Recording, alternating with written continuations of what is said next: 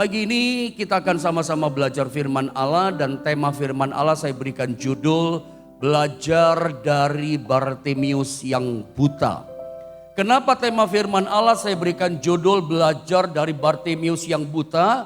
Karena kita sama-sama mesti mengerti dan memahami bahwa ternyata kisah-kisah yang dicatat ditulis dalam Alkitab, kisah-kisah itu memiliki pelajaran-pelajaran yang penting bagi kehidupan rohani kita. Jadi bukan sekedar kisah, tapi ada pelajaran ilahi yang penting untuk iman dan rohani kita. Makanya pagi ini tema firman Allah saya berikan judul, kita mau belajar dari seorang tokoh di masa lalu yang pernah hidup yang namanya adalah Bartimius yang buta. Bagaimana dia dengan keterbatasan fisiknya, dengan beban masalah hidupnya yang berat, dia mengalami mujizat Tuhan, dia mengalami pertolongan Tuhan. Dia hari itu mengalami perjumpaan dengan kuasa Tuhan secara pribadi. Dan saya rindu realita kehidupan perjumpaan pribadi Bartimius dengan Tuhan. Itu kita alami dalam realita kehidupan kita, keseharian kita. Terutama bagi saudara yang sedang berbeban berat. Menghadapi kesulitan, tantangan, tekanan hidup yang tidak mudah yang sedang Anda hadapi hari ini. Bagaimana kita belajar dari tokoh di masa lalu yang bernama Bartimius. Dengan segala kekurangannya, keterbatasannya, masalah-masalah yang berat dia hadapi. Dia ngalami perjumpaan dengan kuasa itu. Kita belajar dari contoh Bartimius. Kita baca dulu ayatnya. Lukas 18 ayat 35 saya baca, 36 saudara baca, lalu 43-nya sama-sama kita baca. Ini sebuah kisah, saya sengaja tidak potong atau cuplik ayatnya 1, 2 ayat, tapi lengkap satu perikop kita baca. Saya baca Lukas 18 ayat 35, begini kata firman Allah. Ya, waktu Yesus hampir tiba di Yeriko, ada seorang buta yang duduk di pinggir jalan dan mengemis. Teruskan. Waktu orang itu mendengar orang banyak lewat, ia bertanya, "Apa itu?" Kata orang kepadanya, "Yesus orang Nazaret lewat." 38 terus. Lalu ia berseru, "Yesus anak Daud, kasihanilah aku." Ayat 39. Maka mereka yang berjalan di depan menegur dia supaya ia diam. Namun semakin keras ia berseru, "Anak Daud, kasihanilah aku." 40 terus. Lalu Yesus berhenti dan menyuruh membawa orang itu kepadanya. Dan ketika ia telah berada di dekatnya, Yesus bertanya kepadanya. Ayat 41. Apa yang kau kehendaki supaya aku perbuat bagimu? Jawab orang itu, "Tuhan, supaya aku dapat melihat." 42 saudara.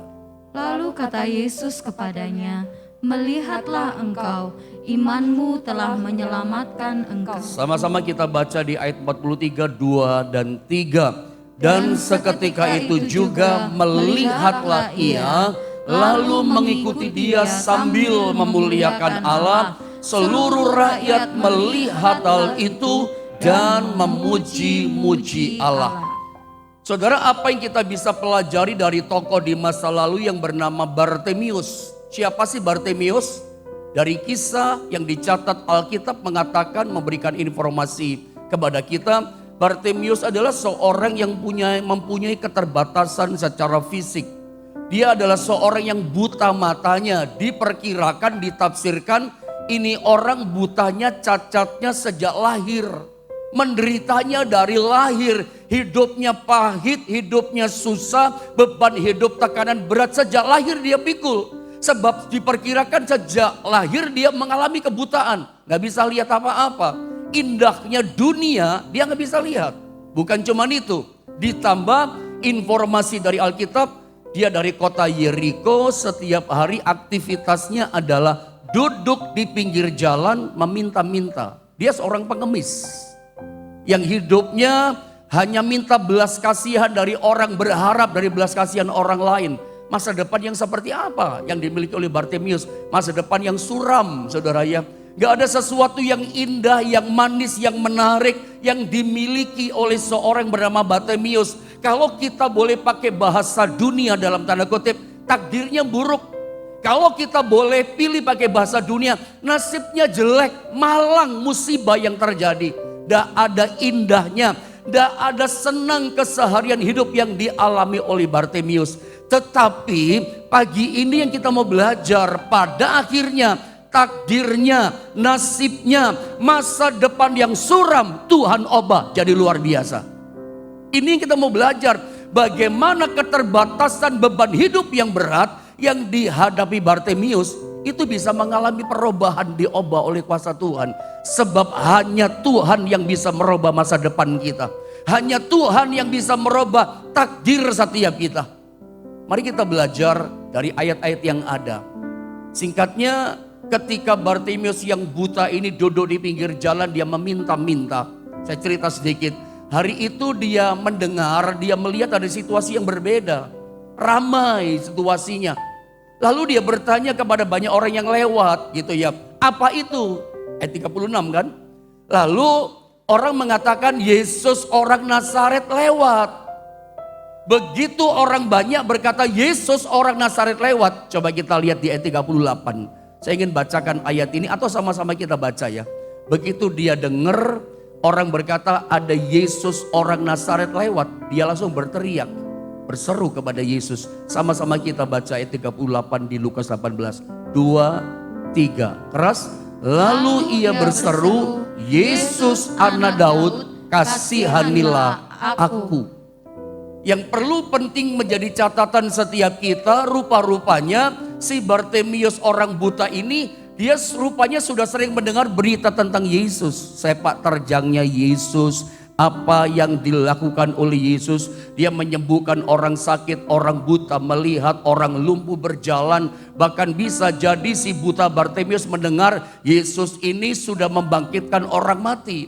Sebab itu momentum saat Yesus lewat di kotanya, kota Yeriko, dia beritahu orang Yesus orang Nazaret lewat, langsung berkobar rohnya. Langsung menggelora imannya, langsung menjerit imannya berkata, Yesus anak Daud kasihanilah aku.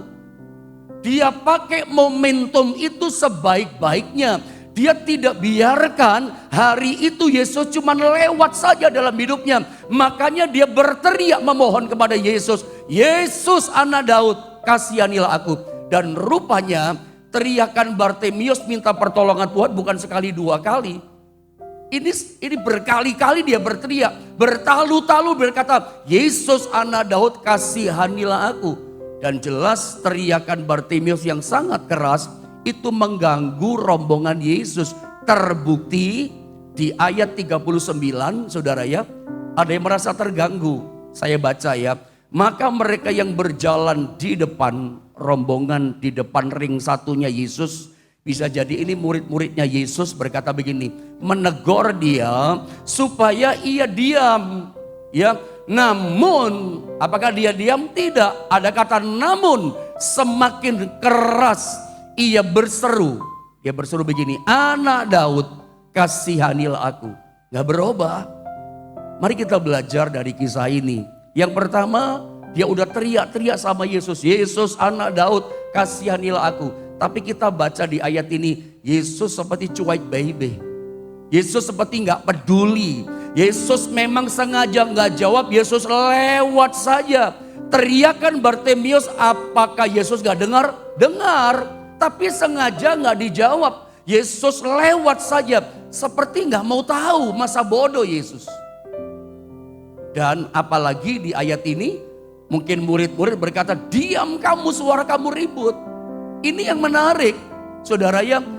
Bagaimana caranya Bartimius si buta dari kecil ini, yang nasibnya buruk, yang takdirnya malang, kemudian dia mengalami sebuah perubahan hidup yang luar biasa. Dia punya yang namanya kesungguhan hati. Ini yang kita mau belajar pagi ini. Orang ini punya yang namanya kesungguhan hati. Sebab ternyata untuk setiap kita mengalami pertolongan dari Tuhan, setiap kita untuk mengalami doa kita dijawab oleh Tuhan, beban kita, masalah kita diubah jadi kemenangan. Itu kuncinya pada hati kita. Kita ini punya kesungguhan hati atau tidak? Sebab semua orang pada intinya gini, kita akan melewati yang namanya ujian kesungguhan hati. Dia berteriak-teriak, Yesus anak Daud kasihanilah aku. Yesus gak jawab, tetap hatinya berteriak, Yesus anak Daud kasihanilah aku. Murid-murid berkata, diam kamu ribut. Dia tetap berkata, anak Daud kasihanilah aku. Makanya teriakan kesekian kalinya saya gak tahu. Teriakan keberapa itu membuat langkah Yesus terhenti dan berkata, suruh orang itu ke sini, bawa kemari. Begitu Bartimeus dekat, Yesus bertanya, apa yang kau kehendaki aku perbuat bagimu? 41 dikatakan, ya Tuhan supaya aku dapat melihat. 40 udah katakan, melihatlah engkau, sebab imanmu telah menyelamatkan engkau. Berubah semuanya. Yesus kenapa menjawab permintaan Bartimeus yang buta? Sebab Yesus lihat kesungguhan hatinya. Kesungguhan dalam hati Bartimeus inilah yang menghentikan langkah Yesus. Kesungguhan hati Bartimeus inilah yang menjawab doa-doa kerinduan Bartimeus. Sampai Yesus berkata begini, bertanya begini, apa yang kau kehendaki aku perbuat bagimu? Tuhan, aku ingin melihat, melihatlah engkau. Imanmu atau kesungguhan hatimu yang menyelamatkan engkau. Saudara mau diselamatkan Tuhan lewat situasi kondisimu yang buruk. Saya tidak tahu masalah yang kau hadapi. Tapi kalau Anda ingin diselamatkan Tuhan, selamat, memang roh kita diselamatkan. Tapi keadaan secara jasmani kita di dunia realita yang kita hadapi juga diselamatkan, ditolong oleh Tuhan. Di sini letak kuncinya. Anda dan saya harus punya yang namanya kesungguhan hati. Nah pertanyaannya adalah begini, bagaimana caranya kita ini punya kesungguhan hati? Sebab setiap orang percaya akan melewati ujian yang namanya kesungguhan hati. Dijawab atau tidak. Beban kita tetap jadi beban atau beban jadi berubah jadi kemenangan. Setiap kita, saya mau tegaskan, melewati yang namanya sebuah ujian. Apa namanya ujian itu? Kesungguhan hati. Kita bisa lewati itu enggak? Kalau Bartimeus gak punya kesungguhan hati, begitu Yesus gak jawab, dia akan berhenti. Begitu para murid ring satu berkata, diam kamu ribut suara kamu, dia akan berhenti. Gak doa juga gak apa-apa, gak cari Tuhan juga gak apa-apa, gak ke gereja juga gak apa-apa, dia akan berhenti. Tapi orang ini membuktikan Bartimeus yang buta, kenapa dia mengalami pertolongan Tuhan? Sebab dia lolos ujian, melewati yang namanya ujian kesungguhan hati. Pertanyaannya, bagaimana kita anak Tuhan punya yang namanya kesungguhan hati, tekad yang kuat ini? Kesungguhan hati itu bicara hati yang teguh, gak serong sana, gak serong ini, gak mudah bimbang, gak mudah ragu. Punya kesungguhan hati. Nah, sebelum saya jelaskan lebih lanjut bagaimana caranya kita punya kesungguhan hati, coba Anda lihat di screen saudara. Dibutuhkan yang namanya roh yang kuat. Supaya apa? Supaya dapat menanggung beban hidup yang berat. Bapak Ibu Saudara, untuk setiap kita itu punya yang namanya kesungguhan hati. Lulus ujian yang namanya ujian kesungguhan hati. Ternyata Anda dan saya harus punya yang namanya roh yang kuat. Sebab roh yang kuat inilah dapat menanggung beban hidup yang berat. Hari-hari ini saya melihat ada banyak orang percaya kepada Tuhan, orang-orang Kristen hidupnya tertekan, hidupnya di bawah tekanan. Ya, yang saya mau sampaikan sama saudara, ketika Anda dan saya sebagai orang yang percaya pada Tuhan, tetapi realitanya kita tertekan hidup kita, terintimidasi, kita di bawah tekanan masalah. Itu semua cuma mengindikasikan, menunjukkan begini, sinyalnya begini, bahwa tidak berimbang antara pertumbuhan iman kita, pertumbuhan rohani kita, kekuatan roh kita dengan masalah yang berat yang kita hadapi. Makanya firman Allah rindu pagi ini supaya setiap kita, roh kita itu tambah kuat. Roh kita itu bertumbuh, tambah hari, roh kita tambah kuat. Kenapa roh kita harus bertumbuh tambah kuat seperti kata firman Allah? Ingat 2 Timotius pasal 3 ayat 1 katakan bahwa hari-hari terakhir akan datang masa yang sukar.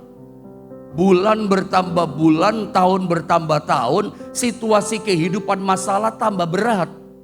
Selalu saya bilang sama saudara, menghadapi beban hidup, menghadapi masalah yang kekinian, kita tidak bisa pakai iman tahun 70-an loh. Menghadapi beratnya masalah sekarang, Anda nggak bisa pakai iman tahun 80-an, iman tahun 90-an, nggak bisa. Kenapa? Sebab beban masalah hidup di masa itu, tahun 70-an, 90-an, nggak seberat seperti sekarang. Masalah yang ada di masa sekarang itu kompleks. Masalahnya tambah berat, masalahnya tambah rumit. Makanya kita gak bisa pinjem pakai iman di masa lalu, hadapi masalah beban yang sekarang. Makanya realitanya, kenapa kita melihat banyak orang Kristen dia tertekan. Berat banget kita lihat hidupnya. Di bawah tekanan masalah. Saya ulang, itu menunjukkan bahwa ya gak berimbang antara pertumbuhan rohaninya dengan masalah yang dihadapi. Ingat saudara ya, kenapa roh kita mesti bertumbuh? Karena masalah itu bertumbuh, tambah lama tambah berat. Kalau Anda tidak kejar, tidak merindukan rohanimu bertumbuh, Anda nggak akan mampu hadapi kesulitan ini. Makanya kesimpulan saya seperti saya katakan sama saudara, dibutuhkan roh yang kuat untuk menanggung beban hidup yang berat. Tapi sayangnya, fokusnya banyak orang Kristen kalau berdoa minta sama Tuhan, Tuhan kasihlah beban hidup yang ringan, jangan yang berat. Padahal kita tahu beban hidup yang berat yang kita hadapi itu melatih otot-otot iman kita, melatih roh kita tambah lama tambah kuat. Saudara, selalu saya bilang sama saudara begini, analoginya begini. Ya, berat atau tidaknya satu beban, ya, itu ukurannya bukan pada bobotnya, beratnya beban itu. Saya ulang barangkali saudara ya.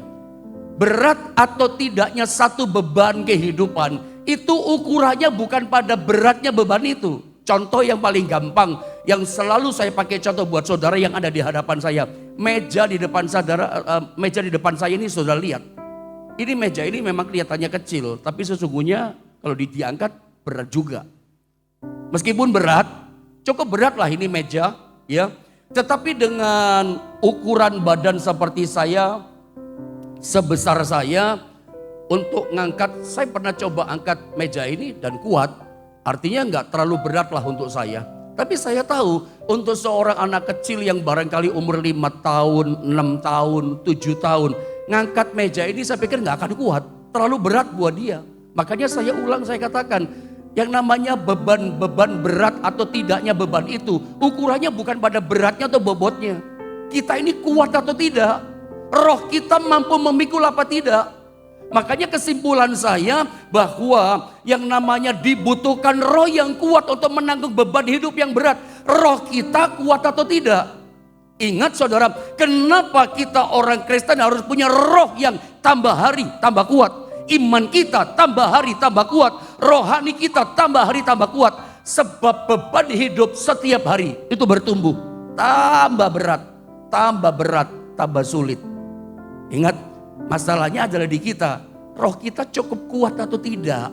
Mari lewat firman Allah ini kita introspeksi bagaimana pertumbuhan roh kita, bagaimana iman kita. Nah sekarang kita lihat, kita belajar bagaimana caranya supaya roh kita bisa bertumbuh menjadi kuat. Ada banyak orang katakan, dan oke sih, baik sih ya. Ada orang katakan, ya kita mesti disiplin secara rohani. Misalnya baca Alkitabnya tekun, gak bolong. Ya, doanya tekun. Lalu apalagi saudara? Doanya tekun, ke gerejanya tiap minggu datang. Tapi pernahkah saudara memperhatikan, melihat orang-orang Kristen saudara seiman kita itu doa paginya gak pernah bolong. Berarti kan disiplin secara rohani ini. Ya kan, baca Alkitabnya terus setiap hari dia kerjakan. Ibadah minggu datang. Tapi lihat, banyak kita lihat orang Kristen tekun, disiplin aktivitas rohaninya. Tapi tetap saja kita lihat gak ada perubahan dalam hidupnya, pancet, gak bertobat misalnya. Atau begini, tetap hidup dalam ketakutan. Tetap aja dia hidup dalam keraguan, bimbangnya kuat. Cemasnya hidup luar biasa. Kita lihat orang itu, wow, hidupnya dikuasai kekhawatiran. Padahal kita melihat rutinitas aktivitas rohaninya jempolan, disiplin, doa pagi nggak pernah bolong. Baca Alkitab tekun, ibadah ke gereja iya, bahkan mungkin ikut terlibat dalam pelayanan di gereja. Tetapi tetap saja tidak berubah, rohnya lemah. Dari mana kita tahu rohnya lemah? Indikasinya apa? Dia hidup dalam ketakutan, dia hidup dalam kecemasan, kekhawatiran berkelebihan. Masalah kecil saja khawatirnya ampun dia. Lalu apakah salah rutinitas rohani? Rutinitas rohani doa pagi itu penting sebetulnya. Bukan saya berkata tidak baik, penting. Tapi bagaimana aktivitas rutinitas, aktivitas disiplin rohani seperti ini, kita itu harus mengalami yang namanya Tuhan dalam hidup kita. Saya kasih contoh ya. Kalau saya tulis di sini, coba Anda lihat screen ini. Mengalami Tuhan, perjumpaan dengan Tuhan. Itu saya suka katakan, saya suka sounding sama saudara statement ini. Itu adalah rahasia kekuatan di akhir zaman. Kenapa saya katakan mengalami pribadi Tuhan, mengalami realita perjumpaan dengan pribadinya, itu menjadi satu kunci rahasia kekuatan kita di akhir zaman. Mengingat akhir zaman beban hidup tambah berat. Kesulitan-kesulitan tambah rumit. Gak kayak tahun 2000, gak kayak tahun 90-an, gak kayak tahun 80-an. 2022 masalah lebih berat, masalah lebih kompleks. Makanya saya berani berkata sama saudara, mengalami pribadi Tuhan, mengalami perjumpaan dengan pribadinya, itu menjadi satu kunci rahasia kekuatan roh kita di akhir zaman. Bagaimana roh kita bisa kuat? Saudara mungkin bertanya-tanya, apa sih yang dimaksud dengan mengalami Tuhan? Karena sampai detik ini saya banyak menerima pertanyaan-pertanyaan di chatting baik WhatsApp maupun Messenger seperti ini di Facebook. Pertanyaan, apa sih Pak Pendeta artinya maksudnya mengalami Tuhan? Saya kasih contoh ya. Anda nggak cukup hanya aktivitas doa pagi kayak begini. Nggak cukup hanya baca firman. Nah, pada waktu Anda doa pagi seperti ini, bagaimana waktu kita doa menyembah gitu ya, kita itu seperti ngalami damai di hati kita. Ada sesuatu yang kita terima, roh kita dihidupkan, roh kita bergairah, ada sukacita di damai pada waktu kita doa. Saya kasih contoh, misalnya kita lagi doa menyembah Tuhan. Kita menyembah Tuhan itu sampai hati kita rasa damai. Lagi susah sebetulnya waktu menyembah Tuhan, lagi hadapi masalah. Makanya saya pernah bilang sama saudara, saya kalau masuk dalam hadirat Tuhan, menyembah Tuhan, selalu saya akan amin ketika hati saya rasa damai. Belum damai saya nggak amin. Ketika saya merasa sesuatu dengan Tuhan di hati saya baru amin. Nah, kita merasakan roh kita hidup, roh kita bergelora, ada sukacita sorga. Itu namanya Anda mengalami pribadi Tuhan. Atau ketika Anda baca Alkitab, kata-kata di ayat-ayat Alkitab yang Anda baca, itu seperti hidup gitu ya. Itu seperti bicara sama saudara, yang lemah jadi kuat. Waktu Anda baca, amin, aku percaya akan firman Allah ini. Saudara, ketika kita membaca firman, memang ada pengetahuan yang baru. Ketika Anda mendengar khotbah pengajaran firman pagi ini, itu pasti ada pengetahuan-pengetahuan yang baru, yang dulunya saudara nggak ngerti, sekarang jadi ngerti.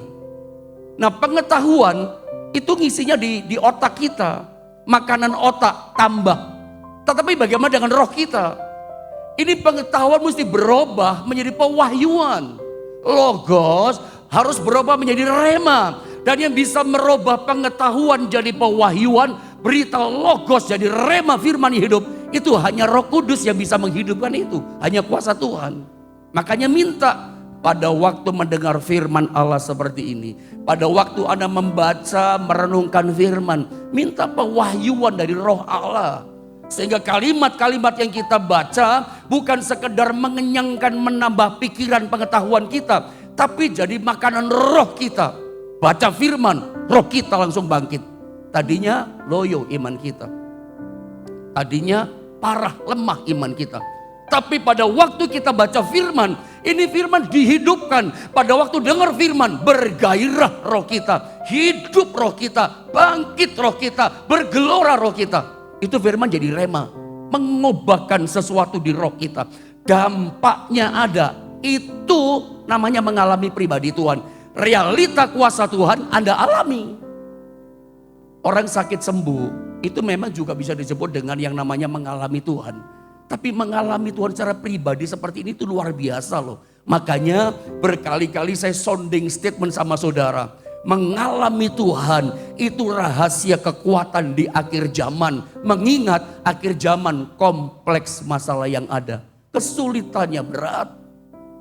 Kalau Anda setiap hari tidak mengalami Tuhan, nggak mampu. Anda akan jadi orang Kristen seperti saya bilang di awal. Anda akan jadi anak Tuhan yang tertekan. Ketertekanan kita kepada beban hidup kita itu menunjukkan tidak berimbang antara pertumbuhan rohani kita dengan beban hidup yang berat. Bebannya lebih berat, rohnya kita nggak kuat. Makanya hari ini kita belajar bagaimana kita mengalami Tuhan. Saya tulisan begini, seperti saya pernah sampaikan sama saudara. Setiap orang Kristen pasti rindu ngalami Tuhan. Kalau ditanya, Pak, rindu nggak ngalami Tuhan? Rindu, Pak. Semua orang merindu. Tetapi nggak semua orang Kristen bisa ngalami pribadi Tuhan. Nah, yang menjadi pembatas antara orang yang sekadar rindu ngalami Tuhan, tapi nggak ngalami, dan orang yang sungguh-sungguh ngalami Tuhan, pembatasnya itu adalah melewati ujian yang namanya kesungguhan hati. Ada orang cuma gini, saya rindu ngalami Tuhan, tapi begitu dia nggak ngalami dia mundur. Baru sekali doa saja, rasanya kering doa. Dia berhenti berdoa. Itu seringkali terjadi kegagalan banyak orang Kristen. Padahal mengalami pribadi Tuhan itu menjadi kekuatan kita di masa-masa sukar ini. Ya, jangan kita hanya berhenti pada sekedar rindu, tapi sampai betul-betul mengalami. Dan ada pembatasnya. Orang yang hanya sekedar rindu mengalami, tapi nggak ngalami, dengan orang yang benar-benar sungguh-sungguh mengalami realita pribadi Tuhan. Itu pembatasnya adalah melewati yang namanya ujian kesungguhan hati. Dan kisah yang kita baca tadi, Bartimius berhasil melewati ujian itu. Meskipun dia berteriak, Yesus anak Daud kasihanilah aku. Yesus cuek baby. Yesus lewat saja, lalu saja, nggak jawab. Apakah nggak dengar? Dengar. Rupanya Yesus sengaja pengen tahu kesungguhan hatinya si Bartimius. Apakah orang ini memang sungguh-sungguh mau terima pengalaman mujizat? Tuhan lihat kesungguhan hatinya. Makanya Yesus jalan terus. Sampai para murid di depan berkata, diam. Tetap dia berteriak. Teriakan kesekian kalinya itu menghentikan langkah Tuhan dan menjawab permintaannya. Suruh orang itu datang kembali. Dan begitu dekat sama Bartimius, Yesus berkata, apa yang kau kehendaki aku perbuat bagimu. Yesus, aku pengen melihatlah engkau. Imanmu yang telah menyelamatkan engkau. Saya berdoa pagi ini, perkataan yang sama ditujukan kepada saudara. Apa yang kau kehendaki aku perbuat bagimu. Saya nggak tahu kesulitanmu. Saya nggak tahu persoalan yang saudara hadapi. Tapi dibutuhkan kesungguhan hati. Saya berharap Anda doa pagi bersama dengan saya bukan cuma pagi ini. Mungkin pagi ini Anda berdoa kepada Tuhan minta pertolongan belum dijawab. Lalu bukan berarti besok Anda berhenti doa pagi. Memang tidak mudah doa pagi live streaming secara online. Kita tidak bertatap muka loh. Saya bangun pagi, Anda bisa bangun pagi bersama dengan saya. Itu good luar biasa. Tapi kiranya kita bangun seperti ini bukan cuma hari ini. Besok pun kita punya kesungguhan hati tetap cari Tuhan. Besoknya lagi, besoknya lagi. Karena pembatasnya untuk mengalami realita kuasa Tuhan. Ada sebuah ujian yang namanya kesungguhan hati. Saya percaya kalau tiap hari Anda punya kesungguhan hati datang kepada Tuhan. Karena yang terpenting itu bukan doa paginya. Ya. Yang terpenting itu bukan baca firman-Nya, bukan doanya. Tapi yang terpenting ketika kita baca firman, yang terpenting ketika kita dengar firman, yang terpenting ketika kita berdoa menyembah Tuhan, kita itu harus ngalami Tuhan. Waktu baca firman, ngalami realita firman jadi rema. Makanya banyak orang baca firman-Nya kenceng, tapi tetap hidup dalam kekhawatiran. Karena pada waktu baca firman, dia nggak ngalami pribadinya Tuhan. Makanya aktivitas rohani itu baik, tapi yang terbaik adalah alami dia. Ya, itu jadi roh kita jadi kuat, jadi teguh. Satu ayat terakhir buat setiap kita, lihat. Matius 7, ayat 7 dan 8, saya baca ayat ini, perhatikan dengan baik. mintalah maka akan diberikan kepadamu. Banyak orang kalau baca ayat ini salah mengartikan ya. Saya udah minta Pak, tapi kok belum diberi. Nah ini perhatikan. Mintalah maka akan diberikan kepadamu. Carilah maka kamu akan mendapat. Ketoklah maka pintu akan dibukakan bagimu. Karena setiap orang yang meminta menerima. Dan setiap orang yang mencari mendapat. Dan setiap orang yang mengetok maka baginya pintu dibukakan. Dalam terjemahan lain ada kata keep on, terus menerus. Ya, jadi kalau diterjemahkan adalah mintalah dan terus meminta, maka akan diberikan kepadamu. Karena ada kata keep on, carilah dan teruslah mencari, maka kamu akan mendapat. Ketoklah dan terus mengetok pintu hati Tuhan, maka akan dibukakan pintu bagimu. Ada banyak orang berkata, saya udah cari Tuhan Pak, saya udah ketok pintu hati Tuhan Pak, sampai lecet belas Pak tangannya. Saudara, kita belajar dari ayat ini bahwa ternyata kata keep on terus menerus itu bicara kesungguhan hati. Hari ini mungkin belum dijawab, tapi nggak luntur kesungguhan hati kita. Besok tetap sungguh-sungguh cari Tuhan. Dan saya berharap meskipun kita online saudara ya, kita nggak saling melihat, tapi secara roh kita bisa saling merasakan. Meskipun nggak tatap muka, tetap roh kita sungguh-sungguh hati mencari Tuhan. Amin saudara.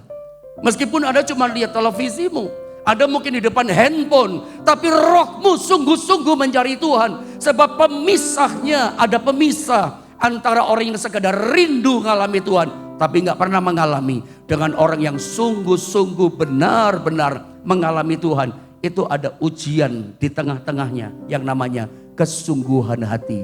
Saya berdoa pagi ini, Anda dan saya, kita semua dalam hati kita, roh kita adalah roh yang sungguh-sungguh hati dengan Tuhan. Karena inilah ternyata yang mengubah hidup kita. Masalahmu akan berubah jadi kemenangan. Bahkan takdir yang buruk Tuhan bisa rubah. Selama apa? Anda punya roh yang kuat, kesungguhan hati percaya pada Tuhan. Saya berdoa pagi ini, setiap persoalanmu yang kamu minta jalan keluar, Tuhan berkata, apa yang kau minta aku berikan kepadamu. Biar pertolongan Tuhan dinyatakan kepada saudara tepat pada waktunya.